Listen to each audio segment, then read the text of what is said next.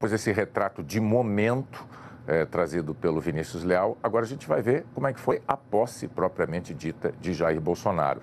Teve o desfile tradicional em carro aberto, teve o juramento no Congresso e um discurso em que prometeu um pacto nacional e a construção de uma sociedade sem discriminação. A reportagem é do Júlio Mosquera. Desde o início da manhã, o público homenageava Jair Bolsonaro na entrada da residência do Torto, onde ele e a família passaram o Réveillon. Bolsonaro na cabeça! Demais, bom demais!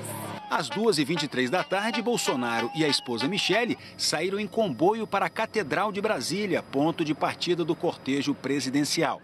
Na chegada, o casal cumprimentou o padre João Firmino, que parabenizou o presidente e fez uma breve oração. Dali, Bolsonaro subiu no Rolls Royce, acompanhado de Michele e do filho Carlos. No trajeto na esplanada dos ministérios, quase um acidente. Um dos cavalos dos Dragões da Independência refugou. Passado o susto, Bolsonaro seguiu acenando para a multidão. Ao fim do percurso de 1,5 km, ele foi recebido no Congresso Nacional pelos presidentes da Câmara, Rodrigo Maia, e do Senado, Eunício Oliveira. Aos três se juntaram o presidente do Supremo Tribunal Federal, Dias Toffoli, e a Procuradora-Geral da República, Raquel Dodge. Depois de 7 mandatos consecutivos na Câmara, 28 anos como deputado federal, Jair Bolsonaro volta a fazer o caminho em direção ao plenário. Dessa vez, para tomar posse como o 38º presidente do Brasil. Foi recebido com festa e celulares à mão. Entre os chefes de Estado, os presidentes de Israel, Benjamin Netanyahu, e da Bolívia, Evo Morales. Bolsonaro leu o compromisso constitucional. Prometo manter, defender e cumprir a Constituição. Em seguida, foi a vez do vice-presidente Hamilton Mourão. O senador Eunício Oliveira declarou os dois empossados. Às 3h10, Jair Bolsonaro tomou posse oficialmente como o 5º presidente da República, eleito de forma direta depois da redemocratização. Mostrou bom humor ao concluir o último ato formal, a assinatura do termo de posse. Casado com vocês. Antes de falar aos convidados, mais uma brincadeira. É curtinho. Em quase 10 minutos de discurso, Bolsonaro primeiro agradeceu. Primeiro, quero agradecer a Deus por estar vivo, que pelas mãos de profissionais da Santa Casa Juiz de Fora operaram um verdadeiro milagre. Depois pediu apoio aos parlamentares. Convoco cada um dos congressistas para me ajudarem na missão de restaurar e de reerguer nossa pátria, libertando-a definitivamente do jugo da corrupção, da criminalidade, da irresponsabilidade econômica e da submissão ideológica. Bolsonaro falou em união e respeito. Vamos unir o povo, valorizar a família, respeitar as religiões e nossa tradição judaico-cristã, combater a ideologia de gênero, conservando nossos valores. O Brasil voltará a ser um país livre das amarras ideológicas. O presidente lembrou o atentado que sofreu e o apoio que recebeu durante a campanha. Quando os inimigos da pátria, da ordem e da liberdade tentaram pôr fim à minha vida, milhões de brasileiros foram às ruas.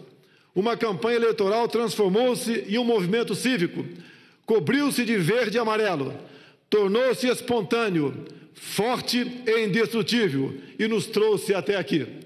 Jair Bolsonaro prometeu lutar contra a discriminação e unir o país.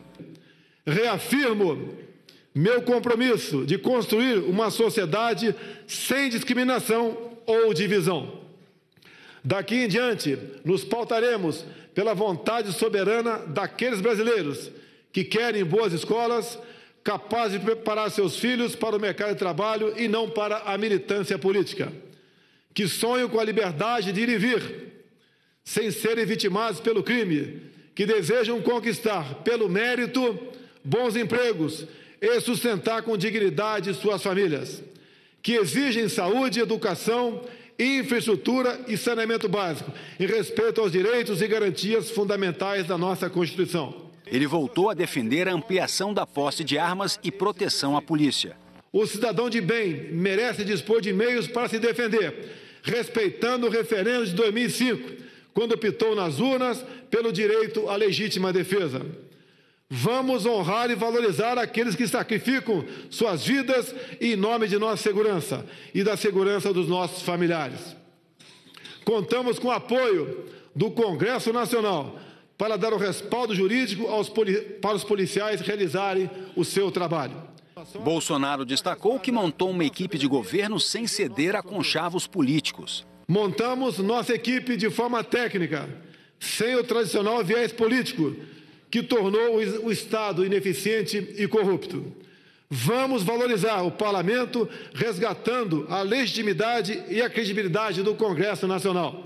O novo presidente propôs um pacto nacional para enfrentar os desafios econômicos. Na economia, traremos a marca da confiança, do interesse nacional, do livre mercado e da eficiência. Confiança no cumprimento de que o governo não gastará mais do que arrecada e na garantia de que as regras, os contratos e as propriedades serão respeitados. Esses desafios só serão resolvidos mediante um verdadeiro pacto nacional entre a sociedade e os poderes executivo, legislativo e judiciário, na busca de novos caminhos para um novo Brasil. Jair Bolsonaro disse que defender a democracia é prioridade. A construção de uma nação mais justa e desenvolvida requer a ruptura com práticas que se mostram nefastas para todos nós, maculando a classe política e atrasando o progresso. A irresponsabilidade nos conduziu a maior crise ética, moral e econômica de nossa história. Hoje começamos um trabalho árduo para que o Brasil inicie um novo capítulo de sua história. Um capítulo no qual o Brasil será visto como um país forte, pujante, confiante e ousado. A política externa retomará o seu papel na defesa da soberania, na construção da grandeza e no fomento ao desenvolvimento do Brasil. E finalizou com o jargão de campanha. Muito obrigado a todos vocês. Brasil acima de tudo e Deus acima de todos. Em seguida, como presidente do Congresso, Eunício Oliveira destacou que Bolsonaro precisa trabalhar em harmonia com o Legislativo e o Judiciário. Isso porque, quando as regras vigentes não permitem que se faça o que o senhor eventualmente pretenda, será necessária a alteração legislativa pelo Congresso Nacional, com o controle de constitucionalidade do Supremo e a permanente fiscalização do Ministério Público. Ao deixar o Congresso, foi homenageado com salvas de 21 tiros de canhão, passou em revista a tropa e seguiu para o Palácio do Planalto.